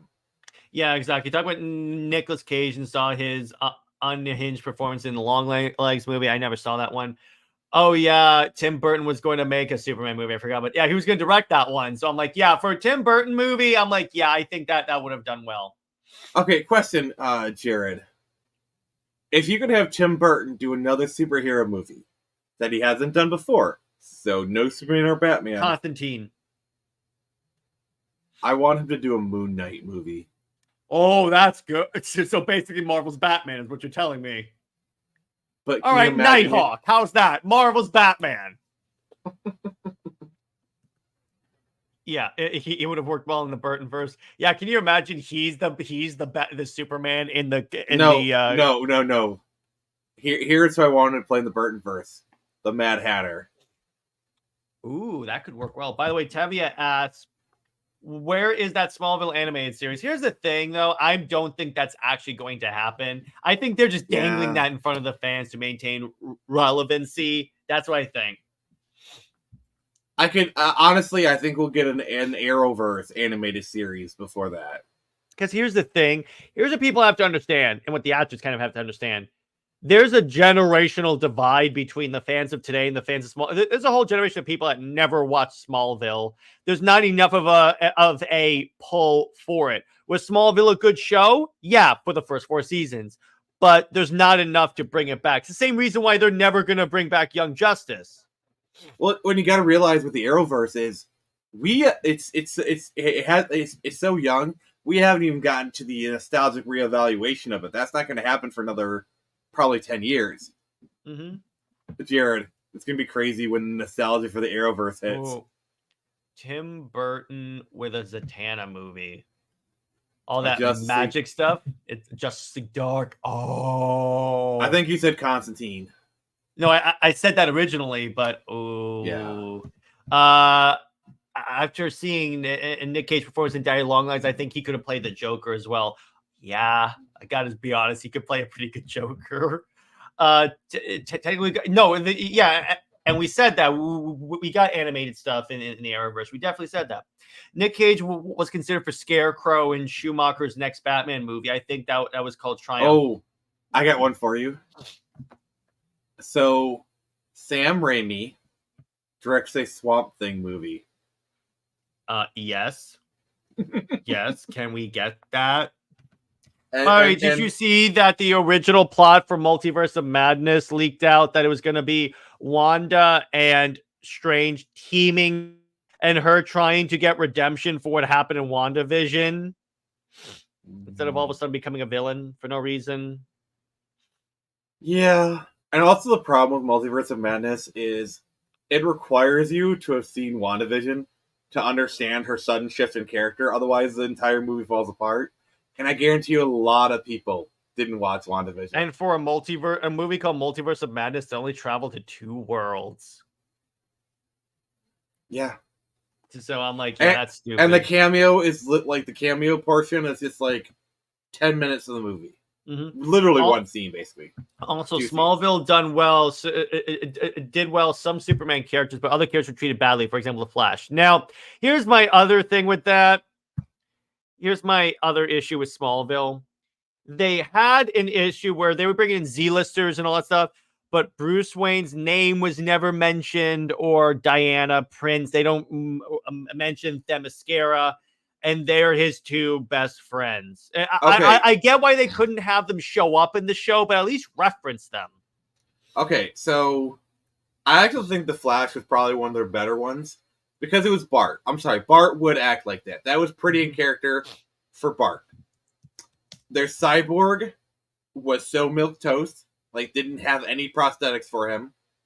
Yeah, I like their Aquaman. I like their Aquaman. For that version of Aquaman. Okay. Every time this comes up, I just have to mention it. I love how in Fast X, they have both Aquaman teaming up. Also, you know what's kind of funny? In the what would be canon to that, the Smallville Green Arrow actor plays Aquaman in that one pilot. What if they announced that in the next Fast and Furious movie they bring in Henry Cavill? Oh, and he has a mustache. He has a mustache, but then he shaves it later in the movie, and then Dom goes, "Why are you shaving?" He goes, "Trust me, it'll save us a lot of issues later." No, because if they do that, they'll have Superman, Aquaman, and Wonder Woman in the same movie. And then watch Henry Cavill's character is Gal Gadot's new boyfriend. Super Wonder and Fast and the Furious, it counts. Because it could be in our Fast and the Furious universe. After he fought Black Adam, he went searching for Diana. I guess you could say he loves her in every universe. Aha! There you go. I feel like Daniel Martin. I feel like the multiverse movie experiment hasn't been the best. Yeah, remember when Deadpool and Wolverine literally said the multiverse was a mistake? Yeah, I love that movie so much. Coincidentally, I think Deadpool and Wolverine use it the best. Oh yeah, at least they had him. Deadpool traveled to different universes, and they had the thing about Deadpool and Wolverine. Why it wasn't overwhelming is because they did one version of they only focus on one character. Only 2 characters. It was different versions of Wolverine and different versions of Deadpool. Yeah, but the point is that they kept it relatively small because they could have gone crazy with it for their main characters. So I'm like, okay, you know what? I'll take this. By the way, Brown says, why did DC reject the coolest version of Martian Manhunter? You know, when he solves crime as John Jones with Diana Mead as his romance. I don't know that much about Martian Manhunter, but I do feel like they should use him more and stuff. Mm-hmm. Question, why wasn't... Sorry. Real quick, I just want to say about Deadpool. And the other thing is, the cameos were all characters we hadn't seen in 10, 20 years. So we were all really excited, like Johnny Storm. Or that we hadn't seen, period, like Gambit. Yeah, it was all like, okay, you're seeing Patrick Stewart as Xavier again for the 15th time. Oh, cool. Yeah, because he played Xavier in Days of Future Past, which I believe had come out a few years before that. And as much as I love Haley Atwell, oh great, they brought back Haley Atwell again. Oh, okay, cool. Well, she also voiced Captain Carter in What If, and then they're like, "Wait, you killed that character?" It wasn't really that good. But with Deadpool Wolverine, it's like, and they also had the funny lines where, because rumor is, because actually with Nick, there was a rumor that that Marvel is going to cancel or quietly shelve Armor Wars and Blade. So that joke where he goes, "There's only going to be one Blade," is literally about to be true. And then just watch, they do Secret Wars and they bring back Wesley Snipes and Deadpool. Yeah, exactly. Because the other rumor is that they want to bring back Hugh Jackman to play Wolverine some more, and I'm fine with that. Please do that. I mean, they're gonna make him play the character till he's 90. Yeah, exactly. Deadpool and Wolverine made me want to watch Elektra or Jennifer Gardner. It worked pretty well. And and here's the thing: a movie has to be pretty special to make you want to subject yourself to that crapshoot. I mean, she was good in Daredevil. I'll say She was that. good in Daredevil, but that movie sucked. I will by the say way- Jennifer Garner is not the reason that movie failed. No, it's not. By the way, so Cameron asked, why wasn't Diana allowed in Smallville? Because DC at the time had a lot of character embargoes on there, where it was like, if we're using this character in one medium, we can't use them in another because that'll confuse the audience. That is the biggest That's how you know this. People in charge don't know what they're talking about. It's kind of funny. William from the Sci-Fi Center calls. That's called calling your audience stupid. Just cast someone different. It'd be one thing if they had a contract where Gal Gadot could only play Wonder Woman. Gal Gadot was the only actress that could play Wonder Woman. I mean, I'm going to argue against that and say, in the 2000s, I think you could make a case for people what might get confused about it. Because trust me, I know a lot of people with Zoom Returns came like, wait, why isn't Tom here? Why isn't Tom Will? But nowadays that is not the case. Yeah, okay, you could kind of say that, but let me put it this way. Here's how I know it's idiotic. That was the reason why they canceled Superman and Lois. They didn't want confusion. I think in the 2010s, you could kind of still make the argument, but very much less so. Cameron says, what was coming out with Wonder Woman? Animated movies. Or she was in a lot of DC animation at the time, and that's how stupid DC was.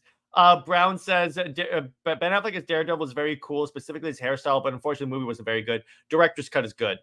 Yeah. Also, I grew up on the theatrical cut, so I will defend that movie. You know what's hilarious?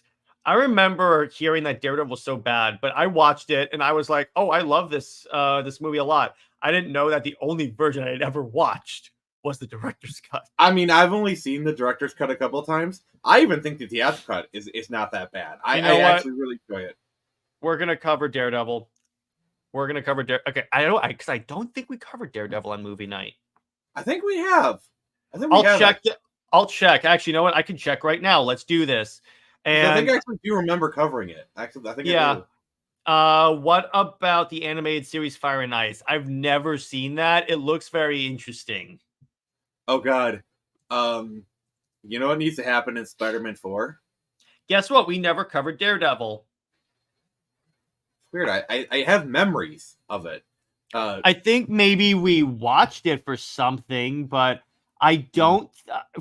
Because I would have remembered if we did. Any of you Comics League historians, please tell me if we covered Daredevil, because if we did, I'll give you a shout out if you are right for this. Wait. So, okay. Well, sorry. I was about to say because I thought like, oh, we could do this Friday, but no, we can do it on your channel. Yeah, because Daredevil is very much a comic book movie. I'd better cover that. And it's got Batman. And don't worry, buddy. I will get you clips. Yeah, that was also my exposure to Evanescence for the first time. I was like, okay, you know what? After that, it got to the point where whenever I was in the car with my dad, I would put on Bring Me to Life so many times he got tired of the song. Dude, the soundtrack for that is so goated. Like, Fuel's I Won't Back Down I still regularly listen to that song. I think you guys covered Daredevil. It's not in my movie night list. That's the thing. Yeah, I'm kind of with Tevi on this. I have memories of us watching it. Okay, you know what? I am going to do this. Okay, so Daredevil. It could be we talked about it on like underrated comic book movies, but I don't think we ever did a movie night stream about it. I feel like we did, because like I swear I have memories of us doing it. If it is, it's not on my YouTube dashboard. Huh. Because I thought we covered something about that. Is the directors come with added scenes? Yes, and context, and a few things show up better. Let me put it to that. There's more evanescence, and that always makes everything better. I mean, but Jared. Yep. You know the song. Cameron, back me up. Shout out to Cameron. It's not there. All right. Well, but Jared, have you listened to some of the other songs on the soundtrack, like "Fuel"? I won't back to Fuel. I don't think so, because the only song that was gonna play, and I'm not gonna play it on the stream. But no. Here's what we're gonna do. I'm gonna send you a link. I'm not gonna live react to it on the stream, dude. I'm not putting that much to dead air on it. Well, we can still talk about it, but you can like react to it as we talk. I'm not doing that. I'm interacting with the fan base right now. All right. Well, I'm still sending it to you. Yeah. You can DM it to me. I'll check it out later. It seems that Ben Affleck's superhero journey in Hollywood is unfairly criticized. Well, his portrayal of Batman is certainly unfairly criticized. That's for sure. And he was actually pretty good as Daredevil. I enjoyed that for that version of Daredevil. And the suit was actually pretty good. I'm gonna give you that. If you knew like the hell they had to go through to get that done, there's like a featurette on it. It is insane. This fun fact: the guy who designed these Spider-Man costumes for the Raimi films also did Daredevil.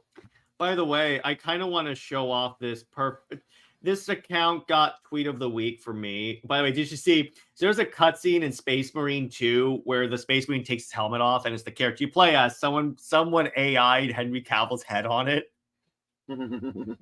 But so there's this funny clip, and it was there's this funny tweet. Hang on. I'm doing a search on my Twitter DMs because you can do that. But there was this funny thing. So that there was this like compilation of photos, and what it is they're showing like DC Comics costumes, like it's comic book movie costumes, behind the scenes photos of the costumes, because that's what people were like responding to criticisms of the corn sweatsuit. They were like, oh, it's behind the scenes set photo stuff. So it was like Henry Cavill, Batman, Sam Raimi's Spider-Man. All of them look great without CGI touch up. I will, if I were to make an argument, play devil's advocate, I think not necessarily the Superman suit, but like Spider-Man, were in an age before color correction was a thing. Because a lot of suits are designed with color correction in mind. So like that's why when you see a suit and it looks bad, but you see it on the screen it looks amazing, it's because color correction. Well, I mean, in terms of actually vetting the actor, I understand that. And dude, we did an entire video where we clowned out upon it. Remember? Yeah, exactly. I think that the Tobey Maguire Spider-Man suit is the best live-action Spider-Man suit. It's great. But I definitely think the Amazing suits are pretty good as well. Yeah, so I'm going to bring this up since we're talking about color correction. The reason why the Justice League Superman suit is so bright is because Zach made it in Photoshop so that he could hit a switch and it would instantly turn to the black suit. Yeah, the black suit in the Snyder Cut is VFX. By the way, do you want to know like one of the first major superhero films to make heavy use of color correction? What? Daredevil. Ah, there you go. Yeah, when you're watching the film, you'll see like, okay, yeah, you can get like the reds just pop. By the way, Tavia says, question, any opinion on Daredevil Born Again? Because I saw the leaked trailer, looked awesome. So you mean Daredevil Born Again, ... again? I had to. Because, yeah, Nick, you're right. They did Daredevil Born Again already. All right, I'm just going to say this. I am hyped. I am. But hyped. It looks good. Yeah, it looks really good. Even with Frank Castle as the Punisher coming back, I'm like, yeah. I just wish I could be Kevin Feige reviewing the footage and be like, What the F is this? Mm-hmm. Daniel Martin says, I really like the charcoal color that Zach did for the black suit. Yeah, it looks fantastic. And he had like silver highlights and all that stuff. It just looks so gorgeous. Oh, the cape. Yeah, I mean, you could critique the fact that the black suit should not have had a cape for comic book accuracy and all that. And I think, Nick, correct me if I'm wrong, but that's like one of your criticisms of the black suit in the Snyder cut. But I'm fine with it with a cape. It didn't really like bother me. But yeah, that was my thing. Like, I wish it would have had not had the cape, just because it makes it look like just another Superman suit. Because the thing about the Superman suit, the fact that it doesn't have a cape makes it special, you know. Yeah, but here's the difference. The Superman suits in this universe were like Under Armour suits essentially under the armor, and they all had the capes. So But for the rules of the universe, I mean, rules of the universe can be changed at a whim. You could make the argument like this special suit, it's like a recovery suit. It actually doesn't have a cape. No, you could come up with some plot reason why it doesn't have a cape. I'm sorry. All right, that's fine. Well, let me see here. Hey, Jared, do you know what a cool Superman from the comics that looks completely different? That suit from Superman Godfall. Google if you haven't read it. Oh, have you seen the Godfall suit, Nick? No. All right. This was designed by Michael Turner. Okay, I'm interested. Because a lot of his guys came over to DC and drew a bunch of books. This is the Godfall suit. Hang on. I'm going to zoom in on it for you. Enhance. Zoom in. Enhance. Here's the Godfall suit. Not my. It's only it's technically in a dream sequence. We're like he's actually sucked into the bottle city of Kandor, and like his memories are wiped. So too much silver. Too much silver. Silver is not a Superman color. I'm sorry. Mm-hmm. I was talking about the suit from Godfall. Yeah, I got that on there. Although I'm not a fan of the Super Wonder ship, there's no need to bully someone over it. Thank you, TJ. Yep. Okay, agreed. You know what? I'm going to address that. If you're one of those people that were bullying my friend, then I'm sorry, grow the F up. That's what I'm going to say. Grow up. Yeah. That's it. You can have a different opinion of a ship. I don't care. But because these are... Okay, you know what? If ever there was a time to play this clip right now, speaking of Ben Affleck, by the way... Do it. Okay, they're talking about fictional characters. Fictional characters.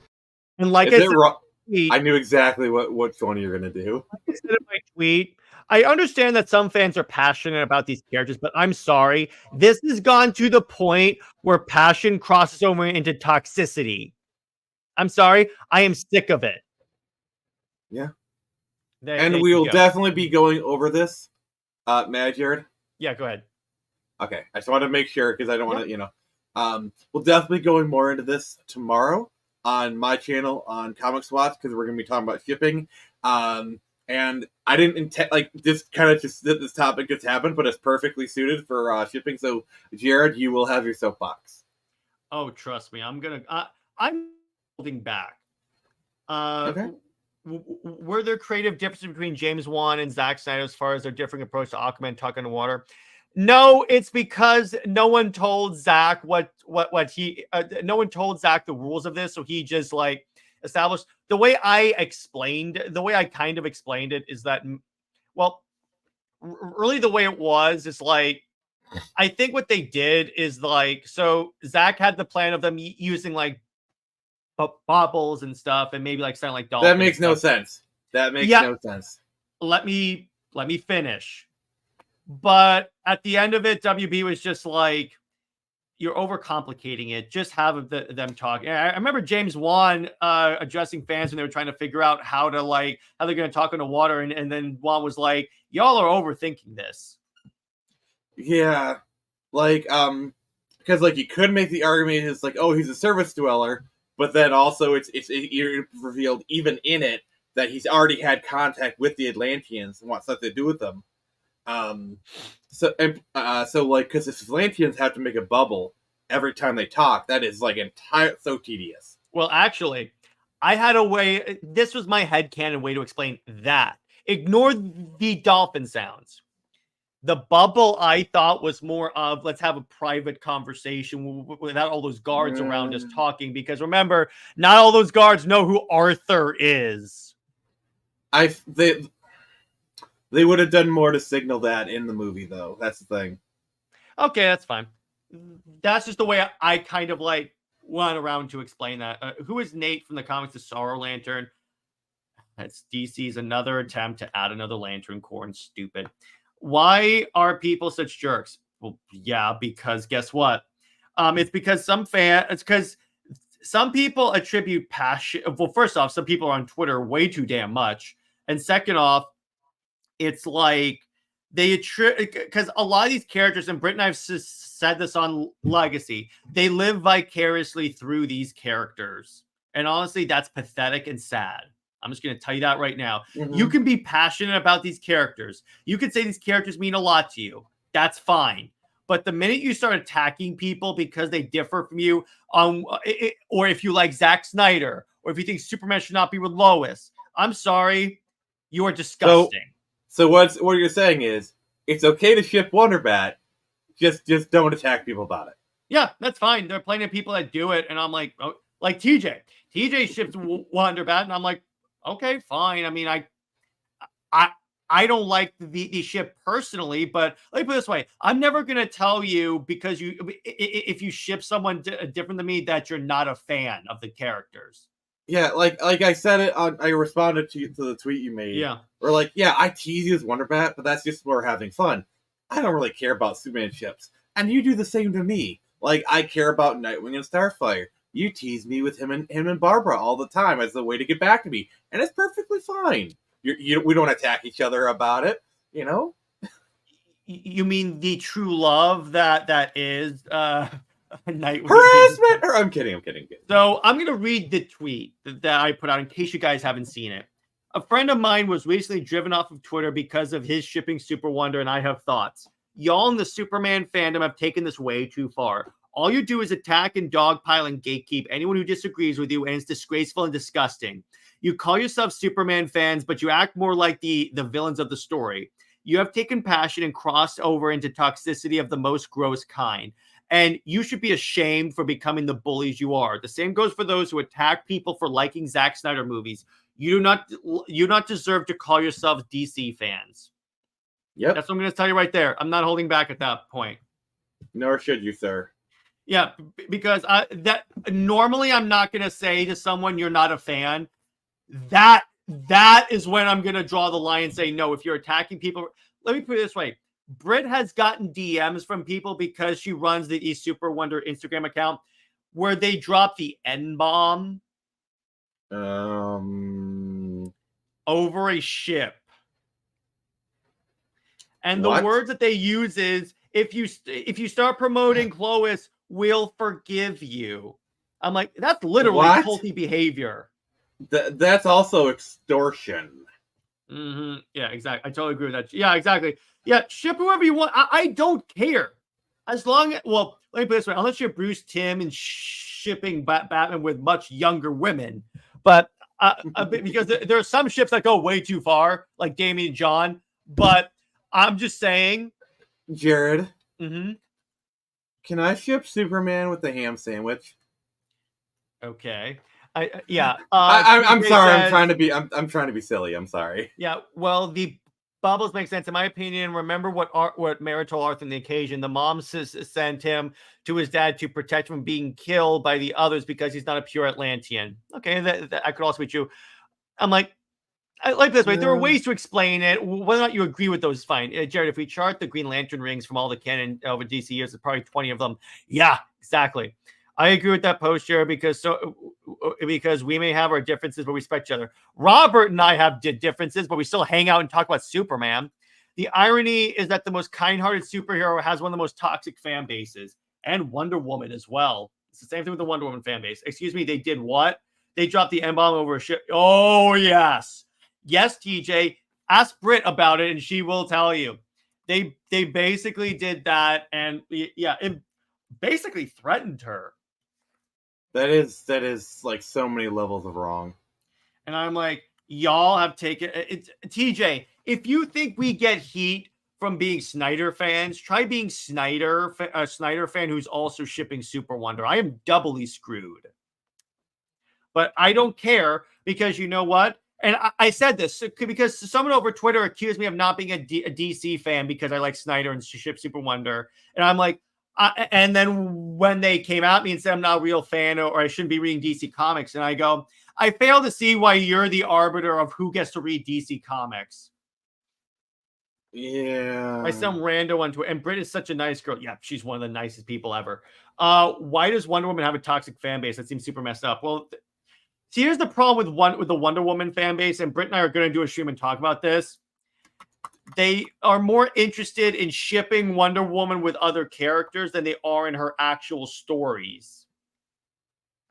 That's the problem with the Wonder Woman fan base. Like, legit, I've gotten into arguments with people about Wonder Woman not being bi or shipping her with Cheetah, and I'm like, they're never gonna. First off, they're never gonna make Wonder Woman. Yeah, the people have been trying to make like okay. I have to think. Stop trying to make Wonder Woman bi. It's not gonna happen. Because first off, I want to be clear. She could still be a LGBTQ icon and not be bi. That I agree with because she grew up on an island with lesbians and whatnot. So she grew up with around her, so it would make sense that by the way, you and I talked about this off stream once, and it's like, yeah, because Rucka's explanation for like Wonder Woman being bi is she comes from an island of only women. That assumes the okay, Nick, do the quote from Y the Last Man, but please censor it. Actually, okay. Explain the context and then do the quote. Okay, so Y the Last Man is actually a really good comic. Got a really poor interpretation. By the way, we need to review that on Comics Watch at some point. I'm down. Where all people who have the Y chromosome, aka all males, die except for one man and his pet monkey. And so Yorick winds up at this community, which was a former women's prison. And he's talking to a lady, and she says, and they're commenting about like all the women pairing up, and she says, just because all the men died doesn't mean I'm going to start eating naughty kitties. Yeah, essentially that's essentially what it is. Because assuming that an island of only women is all going to be lesbians is ignorant, as a matter of fact. That's bi erasure. That ignores the fact that there are even people that don't have a sexual attraction, period. Yeah, because isn't the whole thing about LGBT is like you were born this way? Yeah, so you're ignoring that. And the thing is, here's the thing. You're never I personally want to thank Patty Jenkins for ruining the Wonder Trevor ship. Yes, that is the worst one. But the thing is, here's why they're never going to make Wonder Woman bi. They're never going to make the character that they like hold up there bi, because that limits the audience of an already. I don't think Wonder Woman's niche, but she's not as big as Superman and Batman, unfortunately. And they're never going to put her with a furry that has murdered people. Yeah. So that's it. Now, to be clear, and here's the thing, you know how I know that they are intentionally making Wonder Woman not bi? So first off, Jazia Axelrod, you may know her as the trans writer who wrote a really crappy Hawkgirl book, but she also wrote like essentially a reference book on all the Pride characters of DC. And someone asked her if Diana would be featured in the book because she's bi. And then Axelrod replied with, based on my conversations with the people that are behind the character, no, I wouldn't hold your breath. Add on to the fact that a mutual follower of Nick and I is a former editor of DC Comics. Nick knows who it is. And she basically confirmed that they're not going to, if anything, they'll keep it ambiguous, but they're never going to outright say it. I so want to have her on my show so bad. I'm gonna have her on Legacy too, because I think she should do in the future. I'll try and ask her, but because she also did New Frontier, and Britt and I covered that and stuff. Oh, but who is the most popular female character? Harley Quinn. Oh yeah. I would argue Harley Quinn's more popular than Wonder Woman. Yeah, but all right. So here's the other thing. By the way, here's why here's why they're not gonna make Wonder Woman buy. Here's another thing. Look at which Wonder Woman is on all the Pride Month merch. It's Nubia. That's what DC will do. They know they can't turn the main character that way, so what they'll do is they'll make another version, and They then did make this with that one John. that version, like John, like Oh Aquaman God. with Calder. The John stuff was incredibly insidious because they made John, and then they created this convoluted reason of John being called Superman, just so that they can say Superman is gay. But it's not Clark Kent, it's John. But they both are called Superman. They basically bent over backwards to try, and it still didn't work. Yeah, exactly. But Harley Quinn isn't a superhero. To DC, she is.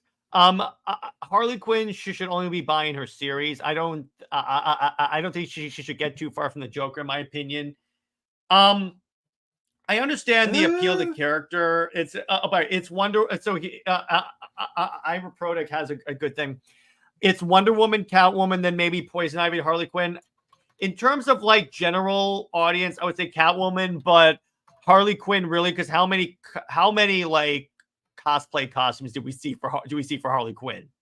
As a person who literally did a Comic-Con this weekend, I saw quite a few of them. Yeah, I still don't understand why Harley Quinn has a series. That seems dumb. That series is stupid. I watched a couple of seasons of it. It started off funny, and then it got really, really, really cringe. I've ever encountered some of the defenders like, yeah, it's supposed to be a satirical take, like the whole like the Nightwing butt thing, or like they just like, No, oh but my God, these wait. people are insane. The Valentine's Day special being an orgy. That's what it was. Or the Nora thing where it's like Freeze literally sacrifices his life, and then she becomes, God, I want to say words. She becomes a party girl. Yeah, exactly. Okay, Stop changing character sexualized. Yeah, exactly. You have characters that are like this. Here's the funny thing, Nick. You know what they did in Rebirth? They explicitly showed Wonder Woman's mother being bi. That makes sense, and that's fine. So, and it was kind of funny. Perch did a fantastic discussion on his channel about this, and he basically said, first off, it would be a layup if they said Wonder Woman's bi, right? It would be like the easiest thing in the world. Mm-hmm. There'll still be people calling it woke. But the problem is, they don't. They intentionally don't. So why aren't they doing it? And I'm like, because they know it would ruin the character's sales. But everything with Harley Quinn flops. No one wants her. 2016 only made money because of Will Smith. And yeah, Suicide Squad killed the Justice League flop for many reasons. I think Barbara it did have some, the 2016 did have some such, like, honestly, that movie, it had Ben Affleck. I'm just gonna say this: Suicide Squad is an 8 out of 10 movie for me. The 2016 one. We should cover that movie. I don't think we ever covered that on Movie Night, because yeah, I agree with you. Here's the thing: that theatrical cut, it's not as egregious as Justice League, because Justice League is an objectively terrible movie. This one, I'm like, okay, I can kind of. There's some like the characters kind of like it is not completely molested. Like the Justice League, it's just like a shadow. Like there's like they could like Joss Whedon completely destroyed anything. There's some of Ayer's intention that still kind of bleeds through, like the way the characters interact, and just there's some heart to the movie. You kind of care about the characters. And then you watch James Gunn's Suicide Squad, which is, look, aren't they funny? And I'm like, oh, screw you, dude. I'm going to go back and watch the real Suicide Squad movie. I'm murdering an entire house of people, but it's been envisioned as flowers. Yeah. Or I'm going to make do you know the actress that James Gunn cast as Kat? She's the actress who walks in that movie, and James Gunn zooms in on her boobs as they're shaking as she's walking. That's who it is. And I'm like, no, I hate that. But anyway, but the point is, I'm like, you could have great bi characters. There are great LGBTQ characters like Batwoman, Midnighter, Apollo. Off the top of my head, I don't know like that many because those are not the characters I typically read. But there are some great characters like that. 2016 is when Harley Quinn exploded into the mainstream. I thought she was the second highest selling DC character as far as merch goes. All right. For the people that didn't wait, yeah. For the people that didn't watch BTAS, and by the way, Brit's in the chat. And what's up, Brit? And we're gonna do this. He's back.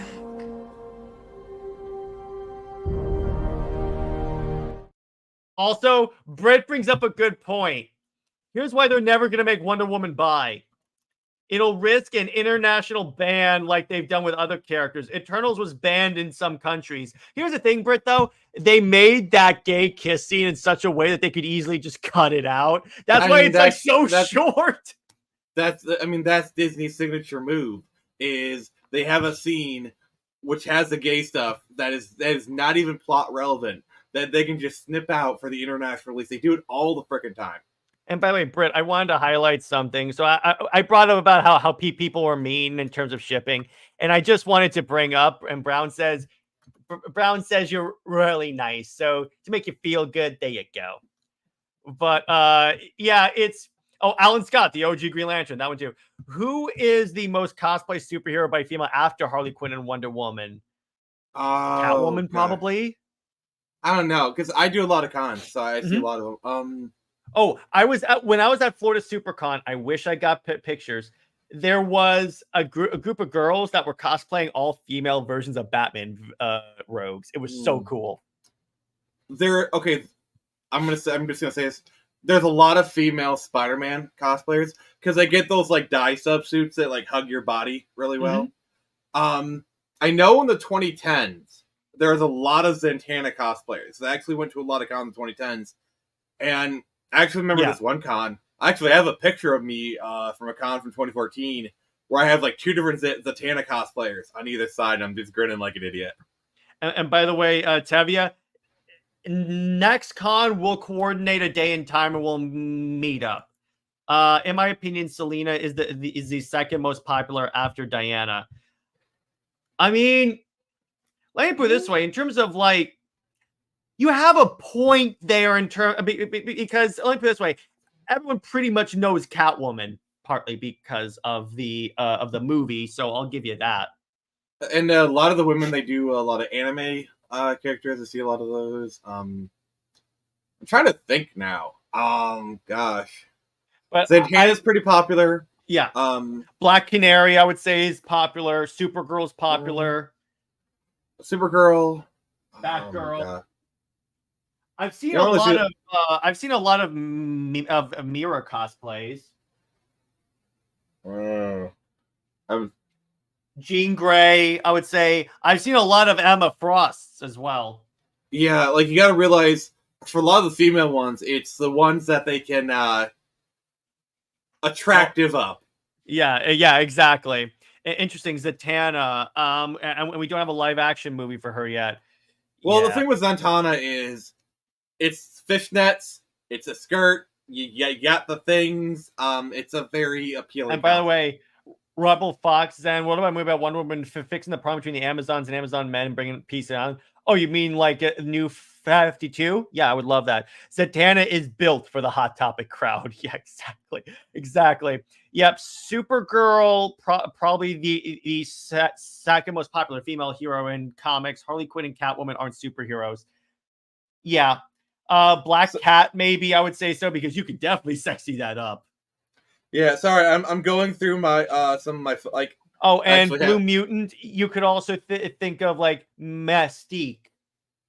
I'm sorry, I'm going through some of my photos because I took some photos because of the con I was at. Let's see, I got some got a Rosalina one. Mm-hmm. That one's pretty sweet.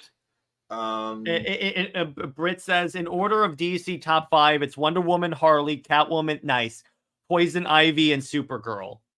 Yeah, in terms of cosplays, I see a lot of Pamela. Jared. Yeah, there you go. Yeah, Poison Ivy. Yeah, Poison Ivy's popular. Yeah, Um, exactly. Let's see. No, it's Mystique. Yeah, Mystique. Yeah, I've actually met her at a couple another con before. She's really Is nice. that a female Nightwing? Yes, it's actually really nice. You know, it's kind of interesting. I've been seeing a lot of cosplayers do female versions of characters, which, hey, it's great. It looks great. Yeah, and I saw 2 Spider-Man. I had to have them do the meme. You got the pointing meme. I saw a lot of and actually For Brown Nyx. said, For Nyx. yeah, Brown says I actually saw lots of Ms. Martians. Oh, that's cool. Yeah. Probably And that then- was when Young Justice was coming out. Nice. For the Final Fantasy fans out there, and then this one is really cool. This guy was Let's do actually one on more. stilts. Oh, that's cool.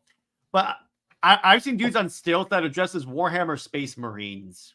That by the way, I beat Space Marine 2. What a fun game! That's my favorite game of the year so far. You know, okay, if you ever came across a mod that, like, can you see the character's face in that game? You can. Yeah, you want me to mod it to put Henry Cavill's face on it? Yeah, and then, like, the Space Marine is colored like Superman. I can color him like... I can customize my character's armor and colors like that. By the way... Imagine if you do, like, the head replacement with Henry Cavill.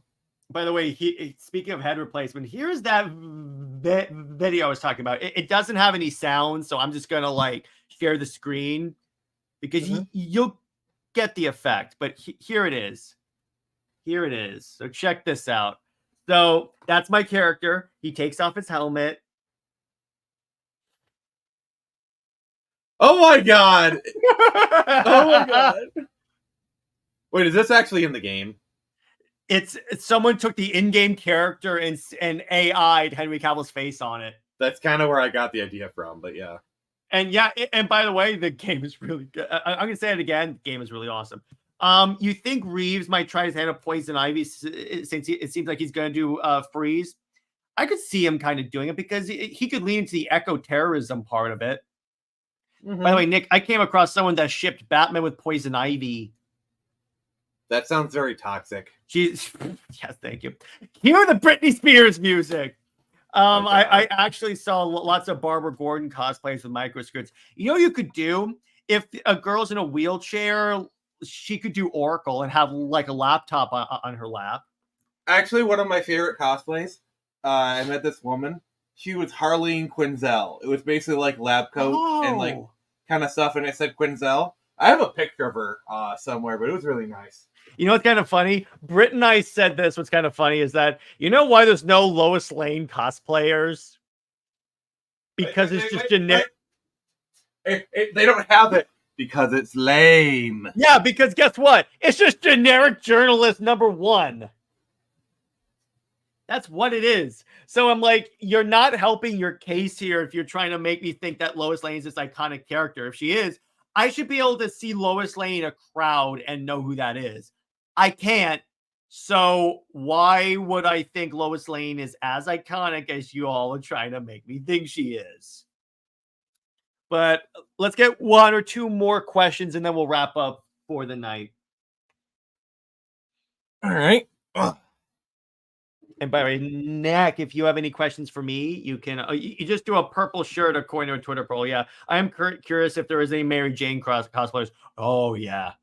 Well, it's a lot of them. They do the one famous cover because you mean the Jason Scott Campbell cover that people tried to like fix? Remember that? That was hilarious. And then I love J. Scott Campbell went back and fixed their fix. Yeah, and then that Star Wars girl did like a real life version of it, proving like, yes, the human body can move like that. Yeah, the whole "where are their organs" things is like the most stupid thing ever. It's just a comic book. Yeah, especially when you're dealing with art that is very deliberately exaggerated. Like they're not trying to abide by realistic proportions. Yeah, particularly with Michael Turner's art style, realistic proportions. If you catch my drift. But yeah. But yeah, so Lana Lang makes more sense. Yeah, probably. What are the odds of giving Constantine two happening? Well, they have a script together, and reportedly it's very hard R, so that could be very interesting. But you can have a script for something and it not coming to pass. So until they announce it, I'm not going to believe it's coming out yet. So what other DC characters would you put in a Constantine 2? Well, Zatanna, Swamp Thing, Madame Xanadu. I wouldn't put Swamp Thing. Man. I think that because you got to realize, especially doing like the Keanu Reeves stuff, that's a lot of heaven and hell stuff. So like I could see Dead Man. Okay, Madame Xanadu, Dr. Fate. Dr. Fate for sure. Trying to think here. Spectre. Played by Pierce Brosnan. Actually, no. I think the villain should be Spectre because he's literally God's wrath. Ooh, that's actually a good word. That's a good one. Because God says Spectre is literally God's wrath. Mm-hmm. God's justice or whatever. Yeah, but TJ says, are you worried about how James Gunn's going to handle Darkseid? Because I'm afraid. I don't think he's going to handle Darkseid, honestly. I think he's going to ignore it. Well, the way that a lot of guys do, because I've seen a lot of Clark Kent stuff, what they do is they just wear like a suit and the glasses, and then they have a shirt buttoned up with the Superman logo under it. Like, you could do Clark Kent very easily. Yeah, but I may do that on my next one because I have a Superman shirt. But with Lois, unless you have like a name tag that says I'm Lois Lame, that's what I would make my girlfriend do if I ever made her do a Lois. I would put like a Lois Lame sign on it. Well, the thing is, if women did it, they think, oh, you're Supergirl. Yeah, that's true. But even with that, with Lois, generic journalist, would you put June Enchantress? No, I wouldn't put Enchantress in a Constantine 2 movie. Now, Felix Faust, maybe. Clarion the Witch Boy, I could see being a villain for that. I'm just worried of it becoming too overstuffed. That's the problem. Yeah, but I would say have Zatanna and Xanadu and Fate be like minor cameos, and then the main villain is like Spectre. Because you got to remember, this is a Keanu Reeves version, and the Keanu Reeves version wasn't really magic-y. It was heaven and hell. Because he didn't really do magic that much. It was more just like holy artifacts kind of thing. Yeah. Question: any Nemesis cosplayers than the Mark Millar character? I have no idea. Yeah, but I think that's a good place to leave it. So, Nick, where can we find you, and what have you got coming out on your channel? All right, so we'll be continuing the discussion tomorrow on Comics Watch at 5 p.m. Eastern. It'll be me, Jared, and Bunny Girl Nick. We're talking about shippers. Are they a help or a hindrance? And then Tuesday, we got my EC plays. We'll be doing a Pokemon randomizer. That'll be pretty fun. On the Friday Night Frenzy, the topic is to be determined. I still need to figure that out. And then Saturday, we'll be continuing the Arkham City stream, which, by the way, that one's actually been pretty popular. So thank you for that. Awesome. So as for Comics League, I'm going to, so this week, so for content, tomorrow, Britt and I are releasing our next Super Wonder Legacy episode where we talk about if we did a Wonder Woman animated series, how we would do it. Wednesday's Comic Talk, I'm thinking about what I want to do for that. But for Under Two Capes, Talati and I are going to rant about how much Rebirth sucks. And in terms of Super Wonder Legacy next week, we're going to be talking about if Chris Reeves and Linda Carter crossed over. And then what we're going to do for movie night is we're going to talk about they do move in herds. Yeah, Jurassic Park. Be careful. I hear they can open up doors now. Clever girl. Hold on to your butts. And in terms of again, in terms of STAS, hope you guys are enjoying it, and I'm excited to see season 1. I'm glad we made this choice to move over to live streams, maybe so I didn't have to cancel the show. I'm like, okay, this definitely worked a lot better. It saved it. It saved the show. It saved the show because I want to talk more about Superman. So there you go. But anyway, so stay heroic. And remember, Lois Lane is Lois Lame. She belongs to General Zod. Zoe is the Max the Bat for life. I'll see you later.